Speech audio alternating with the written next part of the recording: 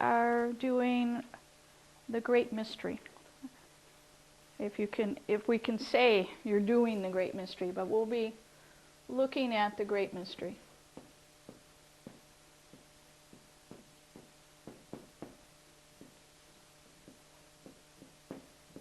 Can you see this?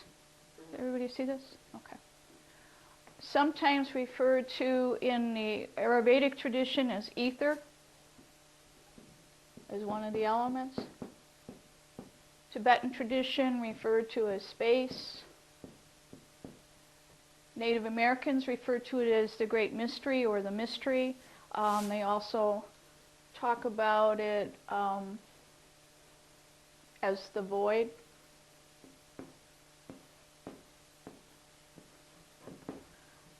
All of the traditions, when they speak about space or the void, it does not mean nothing.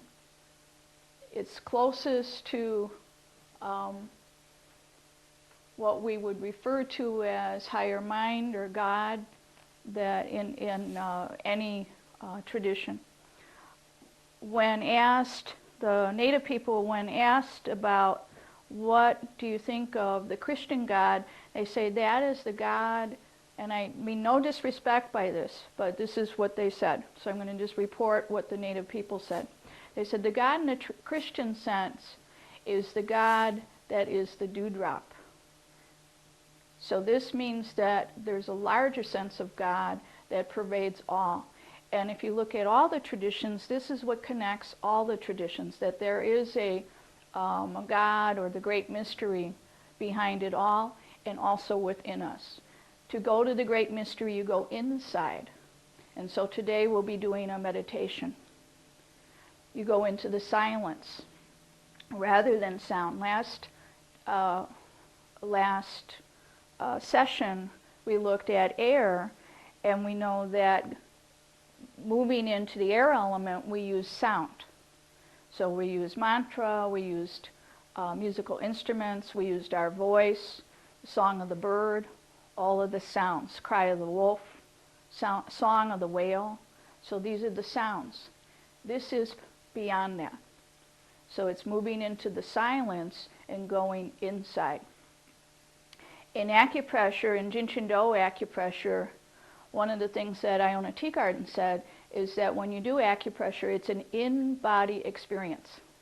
And the challenge for the body worker is often to bring a person back from disassociation and going out of their body and move them into the spaces or the Great Mystery within themselves. You cannot go here without doing work. You need to work on yourself. Is it Ken Wilber, I believe, who talks about the idea of spiritual bypass? And he says that many people will go to spirit and not do the work, and they get into trouble. You have to be able to go through all the elements, because you have to, the body is our vehicle. We showed up on the planet in physical form for a reason, not to bypass it. And that means that when you breathe into your body, everything that the body holds, including the emotions, including discomfort, including physical pain, you have to move through. Can you do it by yourself? Usually not. You usually need someone to help you, a very good therapist who is willing to let you move through your emotions. You try to do it yourself, you could be in trouble. And I'm not telling you to get a guru. In fact, most gurus will, I really think, my opinion, I know it's the Renee opinion, a lot of gurus will bypass the work and try to even when they started to look at the chakras not that long ago in Theosophy, they sort of disowned the lower chakras, when in fact you have to be grounded in order to go up. So working with the root chakra. So we've already looked at the element of earth, we looked at the element of wood, which would root you and ground you. all of my teachers have said, in order to be a healer, you have to be grounded. Someone has to facilitate the healing, but then the client needs to be grounded. And we need to do our best to help them to reconnect, because often there is a disconnect to the earth and to their body. And so if, as a healer, we're not grounded, it's impossible for us to ask that of our client. So we have to do our work if we're going to be involved in this. And we have to learn, and sometimes it takes a long time to come back into our body, because you have to move through experiences that you have signed up for that may be very uncomfortable. But no growth happens without discomfort. The birth process itself is not comfortable. Otherwise, we would stay in the mother when we were 50 years old, and she would not be very comfortable, right? So we were meant to, there was no room inside, and you feel like, I need to do something. There's no room.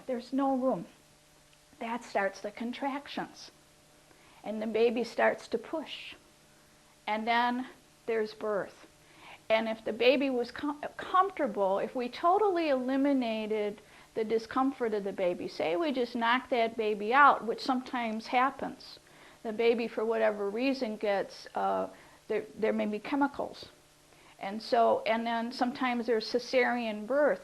There's problems. Often the person who is born cesarean, because they haven't had that intense massaging of the contractions that happen in utero, there's depression.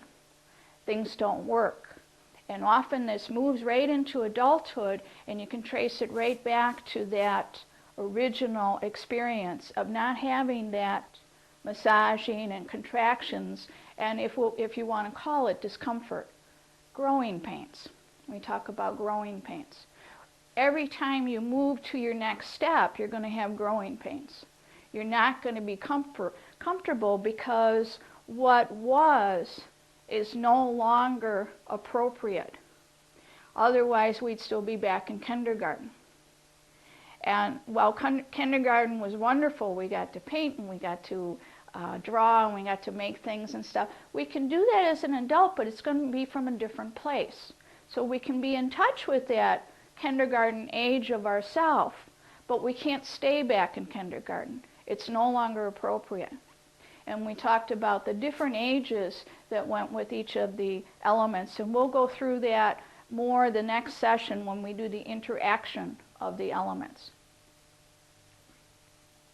The story of the great mystery is told in the story of the swan in the medicine card book by Jamie Sams and David Carson. And the swan is flying in the dream time. And she sees this black abyss, the great mystery. And she's thinking, wow, oh, looks a little scary in there. And right at the opening of this great abyss is dragonfly. And the dragonfly is the guardian of